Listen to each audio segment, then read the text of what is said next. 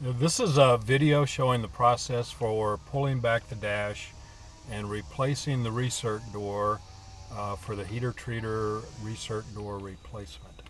The starting point we're going to get to, we will be moving the dash, and the airbag is behind the dash over here on this side. So we will want to disconnect the battery. For safety reasons, I'll leave that up to you guys to decide whether you want to do that or not. The first step we need is to get the car in the right configuration to disassemble. If you'll notice the gear shift, we need to put the gear shift in the neutral position, both the four-wheel drive and the gear shift. We will be lifting the console off. We also need to put the steering wheel into the full down position. It is adjustable. So the first thing you'll need to do is to block the wheels, pull the steering wheel all the way down, put the car into neutral, both four-wheel drive and the drive. You'll need to block the wheels to make sure the car doesn't roll away, and we'll begin. Okay, we have blocked the wheels and put the car into neutral. By now, you've discovered that you have to have the key on and the brake depressed to move the shift level. And once you do that, you can't take the key back out and the car will sit and beep at you forever. So by now you have probably disconnected the battery just to maintain your sanity. There are 4 or 6 Phillips head screws that we'll remove to take out the center console. You need to move the little covering on the key holding area. The cup holder has to come out and open the console door. Remove the console box, and there's additional screws below that need to be taken out.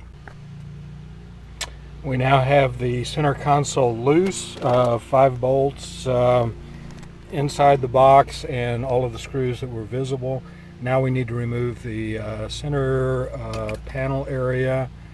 First thing we're going to do is just pry out the bezels on both the top and bottom to get access behind that. We pried out the top and bottom bezels.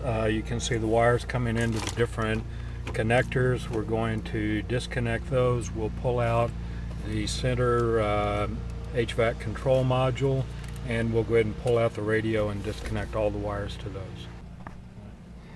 The next step is to remove the trim around it. That'll just pull off. We'll pull this piece, take this screw out to remove this piece, and the center piece here we'll just pry up. So let's go ahead and get that done. We've removed the bottom. Now we're going to take out the speedometer. It's got 4 screws, 2 on the top, 2 on the bottom. Now we're going to remove the top screws for the dash panel. You've got 5 screws and 4 bolts. Be very careful that you don't damage the high dollar speakers that Chevrolet or that Chrysler put into the car.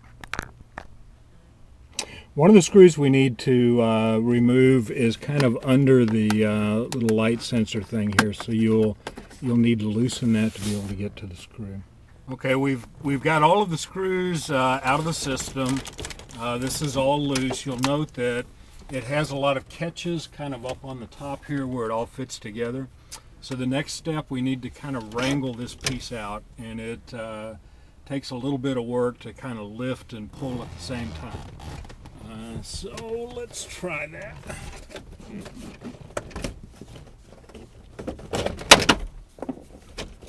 Okay, and you need to break this center one here.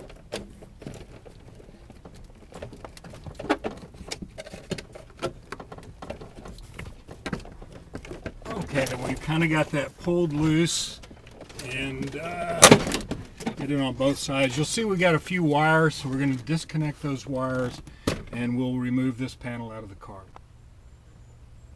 Okay, we've removed all of the tape from the center wire harness. Note that Heater Treater does not give you 14 rolls of black cloth tape, so when you reassemble this, you're on your own. At this point, there is a metal bracket behind what you can see here. I can't get a picture of it, but if you look through the windshield from the front, you can see those screws.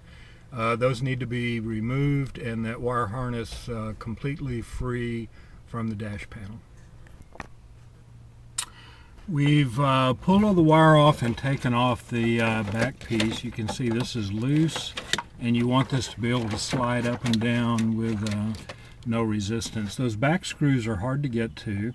Note that the screw has both a bolt and a Phillips pattern to it, so a little tool like this one, a little ratchet, is actually pretty slick to get in behind it and take those screws out. They are hard to get to and they're a little blind. The next step, we're going to take out the main bolts and pull back the main panel. We've got bolts on either side of the console, and the real tricky part is over here. You've got two bolts here, and this is a strange little metal connection here. We'll talk a little more about that later. Okay, make sure you get this bolt down here on the bottom. On the top, this is actually a metal clasp that will kind of catch in there, and you have to kind of pry that thing out with a large screwdriver. And okay, there, we got it started, so that's where we want to be. Okay, we've got the metal clasp on the end undone, and you can see that now the whole panel is fairly loose, but it doesn't look like it's coming off. What it's got is inside, it's actually got a plastic slide-in clamp, and there's really no way to release that other than to force it apart. So we're going to attempt to give it a little more pressure than you would normally want to put on a dash, and we'll pull it apart. So here we go. I can get this from the top and get a good grip on the bottom under the glove box here. Okay, so we've got the plastic clip out now, and you see that we still see some resistance over on this side, and that is one more plastic loom screw. You can try to get to it, but it's almost impossible to see and almost impossible to remove. And generally the best way to do this is to just give it a little more force and break the plastic clip that holds the last piece of the wire loom in place. The plastic will break long before the wires do. So let's see if we can make that happen. Okay, the final step is to pull this dash back, and this one has already been loosened somewhat, but note that we've completely loosened the wiring harness, and this has been pulled back. Wedge it out at this point and actually break that plastic clip. So pull this back, and can you get around and show what we had to break on that side? Okay, so we broke that last little screw. If your hands are small enough, you could get in and remove it, but it's virtually impossible. So generally you have to just take and wedge until you break that.